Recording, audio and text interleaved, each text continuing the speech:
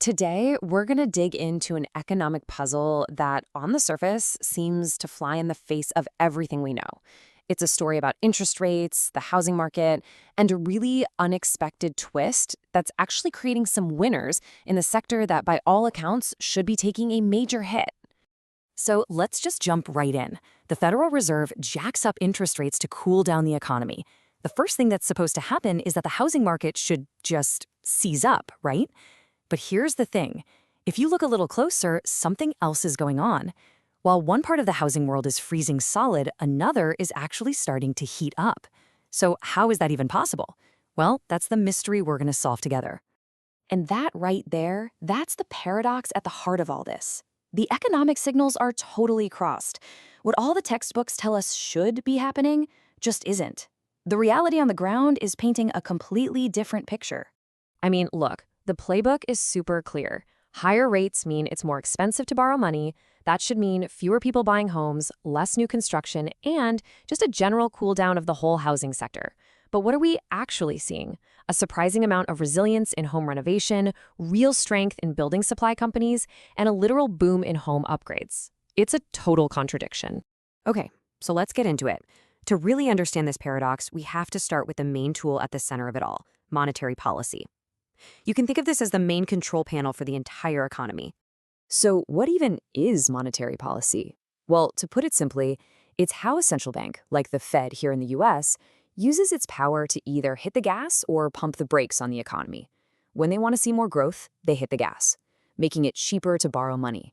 And when they need to slow things down, usually to fight inflation, they slam on the brakes. And their number one tool, the main lever they pull to do this, is the interest rate.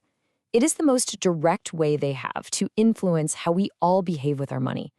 Just by raising or lowering that one key rate, these start a ripple effect that touches everything from your mortgage to a car loan to how much a business invests. So let's walk through exactly how this is supposed to work, right? The brake pedal effect.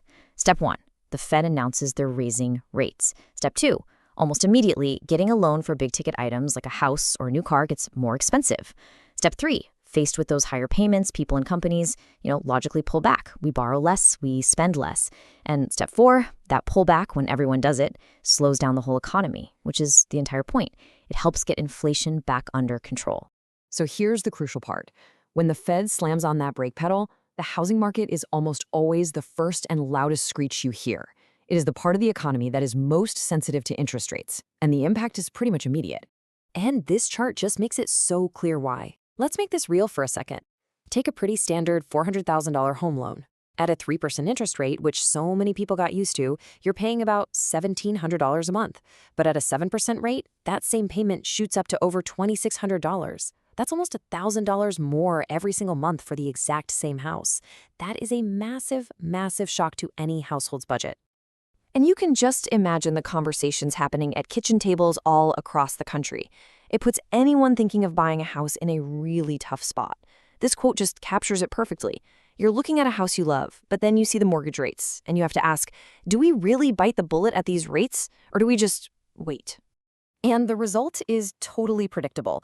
Faced with that brutal math and that kind of uncertainty, most people decide to wait it out. Demand to buy homes just evaporates, and the whole market for buying and selling pretty much grinds to a halt. So, the first part of the Fed's plan? It's working like a charm. Okay, but this is where the conventional story ends. This is where the simple explanation falls apart and our paradox really comes into focus. To get it, we have to stop looking at people trying to buy a new home and start looking at everybody else. Think about it. There's this massive group of people watching all of this from a completely different perspective. We're talking about the millions upon millions of homeowners who either bought or refinanced their homes when rates were at historic lows, 2, 3, maybe 4%. For them, these new higher rates aren't a direct hit. And this quote right here, this is the absolute key to the whole thing. People with those amazing low fixed rate mortgages, they are not going anywhere. They remain put.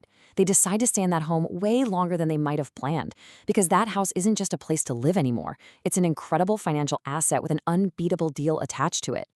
And there's a name for this, right? Economists call it the lock-in effect. It's so powerful because the math is just brutal. For these homeowners, moving is a financially punishing idea. To sell their current place and buy another one, even for the same price, they'd have to trade in their comfy 3% mortgage for a painful new 7% one. They are effectively locked in by their own fantastic deal.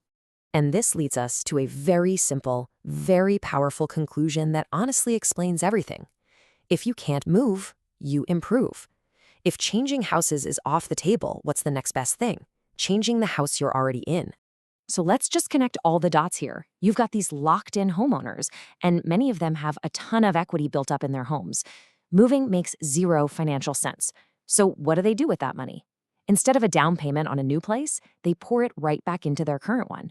We're talking a new kitchen, finishing the basement, adding a home office, and that redirects billions of dollars of spending, creating this huge, unexpected river of demand for building materials for giant retailers like Lowe's and Home Depot, and for all the local contractors who do the work. So when you zoom out, what does all this really teach us about the economy? It shines a huge spotlight on this incredibly important but often overlooked concept, the lag effect. Not everything happens at once. And I absolutely love this analogy.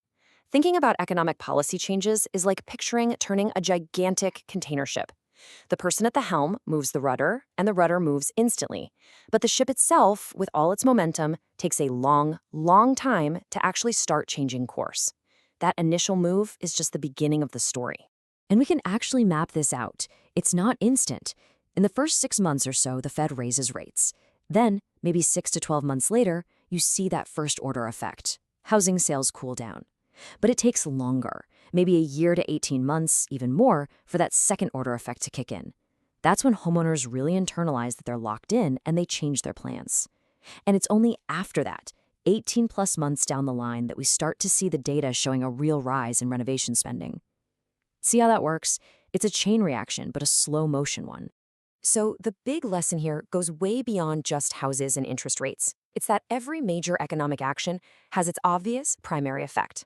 But underneath that, it always sets off these secondary and even tertiary effects, these unintended consequences that only show up over time. Being a smart observer of the economy means looking past the initial splash to see the ripples that follow. And that's the question I really want to leave you with.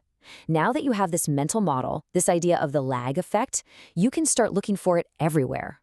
What other delayed reactions, what other surprising consequences from the policies being made today might be quietly building up right now, just hiding in plain sight, waiting to emerge months or even years down the road?